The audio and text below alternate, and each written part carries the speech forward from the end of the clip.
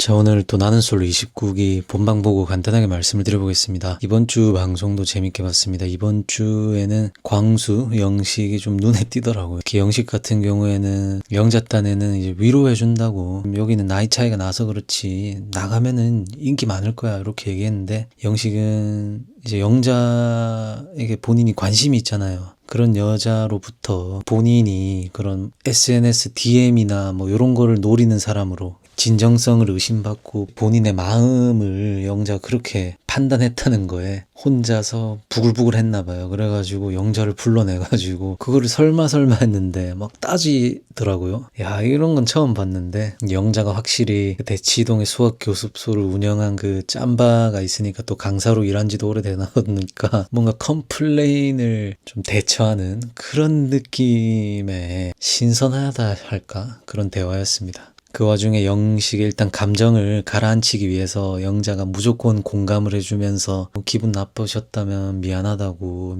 그럴 의도가 아니었지만 그렇게 느꼈다면 미안하다고, 영식의 마음이 좀 가라앉으니 영자가 그때부터 또 영식을 긁는 단어들을 좀 쓰더라고요. 왕자님, 또 아들, 뭐 송파구에서 곱게 자랐다느니. 영자가 저런 단어들 쓴 게 아무 생각 없이 내뱉은 단어는 아닐 것 같아. 분명히 영자도 영식의 이런 모습에 좀 일부러 그런 단어들을 쓴 것 같았습니다. 근데 저는 요 대화에서 영식이 막 울분을 토하면서까지, 그 다음에 송파구에서 뭐 대치동에서 뭐 요런 얘기 나왔을 때는 나 그렇게 왕자님으로 안 자랐다 요거에 막 꽂혀가지고 뭐 아침에 물티슈로 바닥을 닦았느니 뭐 파리를 쫓아냈느니 요런 걸 얘기하는 것 자체가, 물론 영식이 또 그런 부분에서 본인만의 억울함이라든가 사람들의 시선에 대한 그런 포인트가 있을 수는 있지만은, 영자 앞에서 얘기를 하면 할수록 영자는 더더욱 영식이 어리게 느껴졌지 않을까. 근데 이제 영자도 초반에 대응까진 좋았는데 굳이 또 영식을 일부러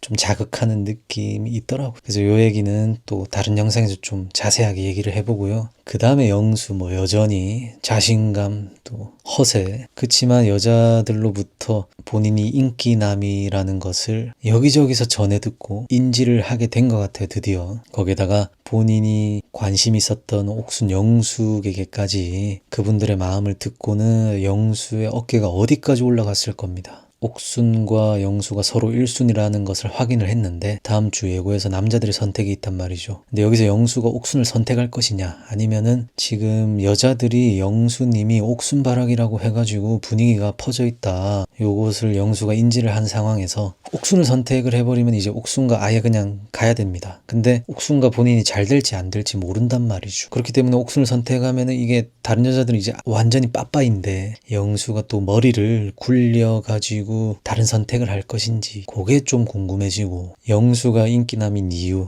참 여자들이 보는 눈이 없는 건지, 참 저런 데서는 그냥 허세 있는 그런 말빨이 중요한 것인지 참 그렇다 싶죠. 내 지역이라든가 직업이라든가 여러 가지 부분을 고려했을 때 영수가 저 중에서 나은 선택지인 건 맞는 것 같죠. 영수 같은 스타일을 엄청나게 싫어하지 않는 이상은 대진운이라는 게 나는 솔로는 크게 작용을 하는 곳이다 보니까 좀 그런 것 같다. 그 다음에 영호는 데이트 나가가지고 말씀을 많이 하기 시작하는데 굳이 옥순 얘기를 막 구구절절히 얘기를 하더라고요.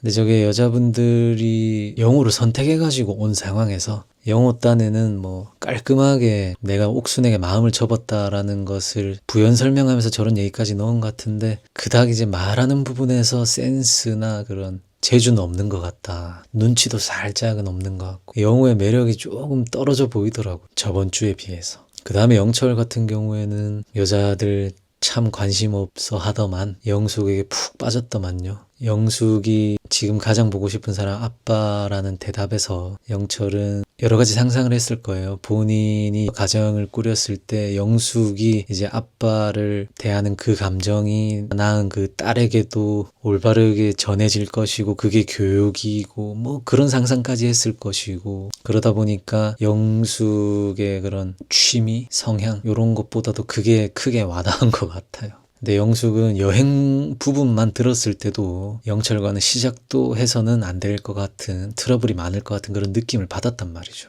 영숙은 빨리 숙소로 돌아가고 싶었다고 하고 영철은 혼자만의 또 그림을 그리고 있는 게 재밌더라고요. 그 다음에 상철은 뭐 여전히 말 많고 그 와중에 가장 바쁘게 움직이고, 그리고 오늘 이 영상의 주인공인 광수. 참 광수가 옥순과 데이트할 때는 혼자서 김칫국을 한 솥을 본인이 다 마시더라고요. 데이트할 때부터 막 하늘 날아갈 것 같이 기분이 좋아 보입니다. 당연히 좋죠. 옥순의 선택을 받았으니까. 그래가지고 옥순과 대화를 하는데 옥순의 눈빛이 뭔가 맹해요. 영수에게 온 신경이 쏠려 있다는 거죠. 그래서 광수랑 대화를 하는데 광수는 이 대화가 너무 잘 맞고 우리 둘이가 너무 잘 맞다라고 느꼈다고는 하지만은 그냥 우리가 본 장면에서는 진짜 안 맞는 사람 아니고서야 그냥 뭐 어느 정도 할 수 있는 정도의 얘기라고 느꼈거든요. 광수의 질문 자체가 이 질문을 받은 사람이 극단적으로 얘기할 수 없는 그런 질문만 하고 있어요. 맞춰주는 남자를 원하냐 아니면 뭐 솔직하게 본인의 감정을 표현하는 남자를 원하냐라는 질문에서도 아니 그럼 어느 여자분이 저기서 다 맞춰주는 남자를 원합니다라고 대답을 하겠습니까? 근데 이제 광수는 그것부터 해가지고 혼자서 막 신나 있습니다. 너무 가치관이 잘 맞는 것 같다고. 그 다음에 또 식당에서 질문이 뭐 솔로나라가 아니었더라도 뭐 나에 대해서 관심이 있었을 것 같냐라는 질문이었는데 그것도 사실은 뭐 옥순이가 저 자리에서 뭘 어떻게 솔직하게 얘기하겠습니까? 내적이든 뭐 어쩌고 저쩌고 뭐 둘러대긴 하는데 둘러대는 느낌이 강했어요. 근데 광수는 그거에 관해서 혼자서 상상의 나래를 펼쳐가지고 인터뷰를 보니까 너무 만족스럽고 너무 잘 맞는 것 같다고,